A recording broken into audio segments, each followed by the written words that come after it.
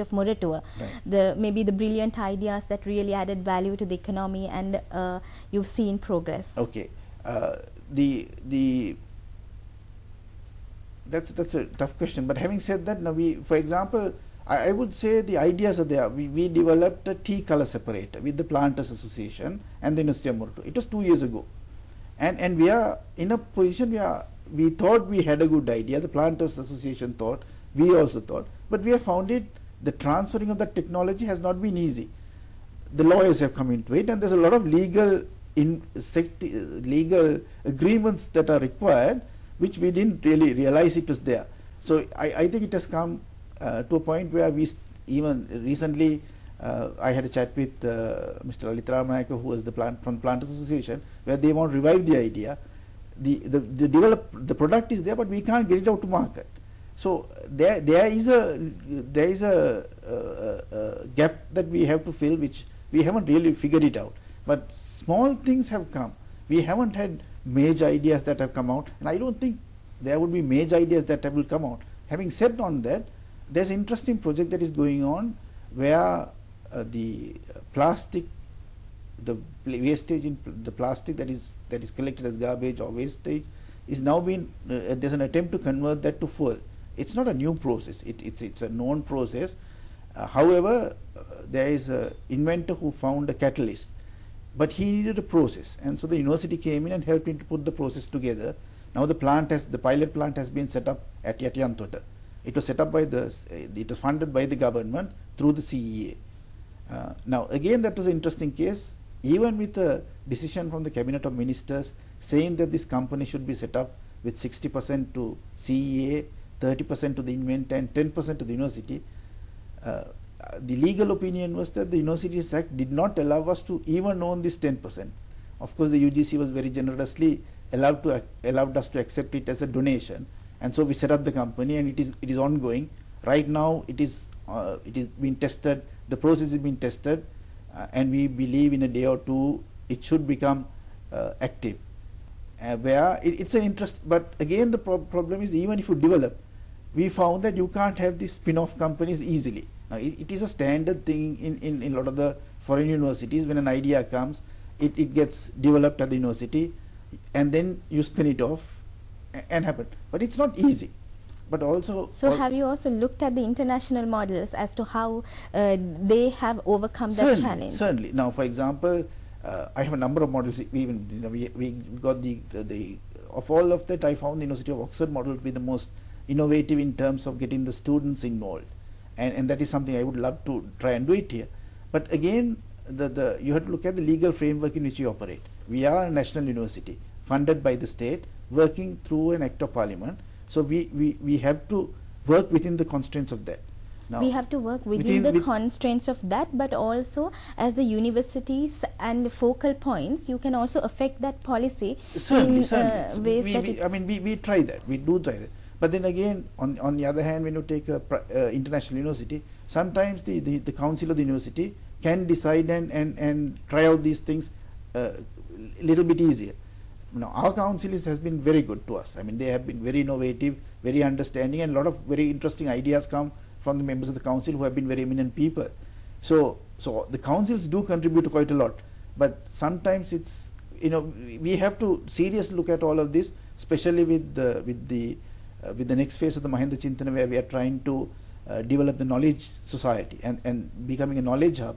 We have to release all the strengths that the academics and the intellectuals have, if we are really going to benefit from that.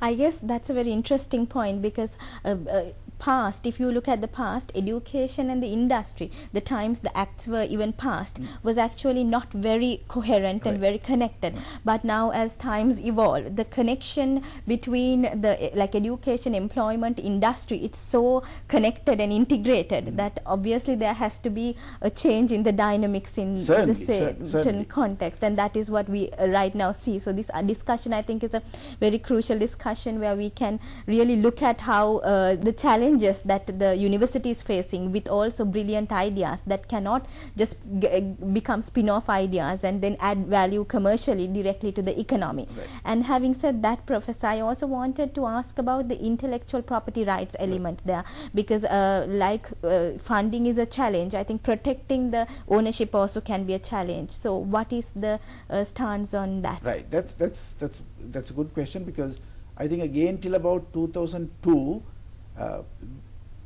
we, for example, if we developed something or did some work for the industry, not major thing, even a small thing, there was this clause: anything that comes out of this belongs to the company or the industry that is sponsoring that. I remember it was a member of the council from the Attorney General's Department, lady, who said, no, we shouldn't be doing this. There should be ownership should be retained in the university, and that's the point. The university council decided that 50% of any development should belong to the university. It is a very arbitrary stand that was taken, and when we had our first serious collaboration with Dialogue, where we set up a Dialogue University of Moratuwa research lab, that was, I think, around about 2005, which was to us a major development. Dialogue respected that they agreed, and all the developments that have come has been on a 50-50 arrangement, and that has been our constant policy. Then we realized that was not enough. We had to have a very clear policy on intellectual property. During this time, fortunately we had a connection with the University of Toyohashi, Toyohashi Technological University, that's located in where all the cars come from Japan. It's one of the big technological universities. A professor from that started a project on helping, on transferring how intellectual property can be developed by developing countries, and we were taken as the partner university through JICA funding and Japan Ministry of Education funding.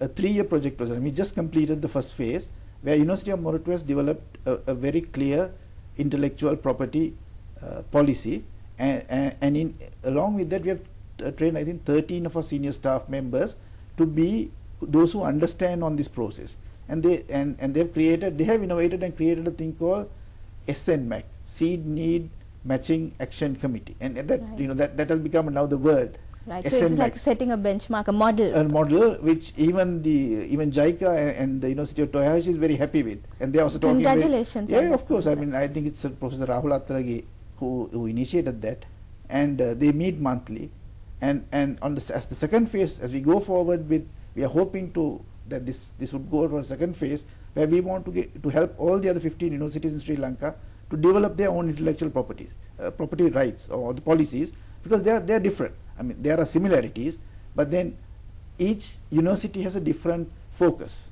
So they need to customize. They need to customize. So the objective is that we would help these 13 people, and JICA and the Japanese university would help all of these universities, so that hopefully in about 2 years' time, all universities in Sri Lanka would have a clear intellectual property policy when we deal with industry. That's very important. Yes, because that's like the cornerstone of both sides understand how the game is played and how the benefits are shared. So it's very clear. I mean, before you start anything, you know it.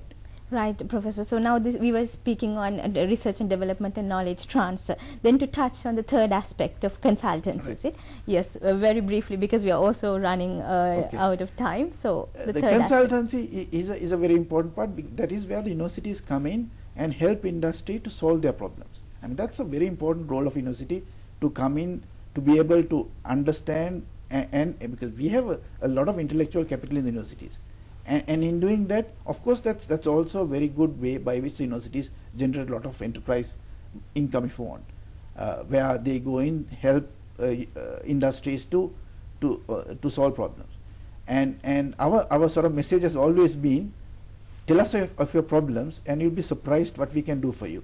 That is actually a very appealing statement. Very appealing statement. That is even to our audience and the industry that is watching, the fact that if you have problems, the universities are available. So I think that is something. And to use us. Yeah. Okay. Right? So now I'll give a good example. For example, around about 2007, Marks and Spencer had the initiative for our textile industry, where they invited the big players to set up green buildings, green factories, green producing facilities.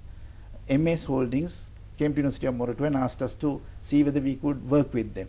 And we set up a team led by Professor Athalage, Professor Tishan Jayasinghe, Professor Ajit D. Alves, Mrs. Jayasinghe, Dr. Mrs. Jayasinghe. All of them came together along with Professor Rohinton Emmanuel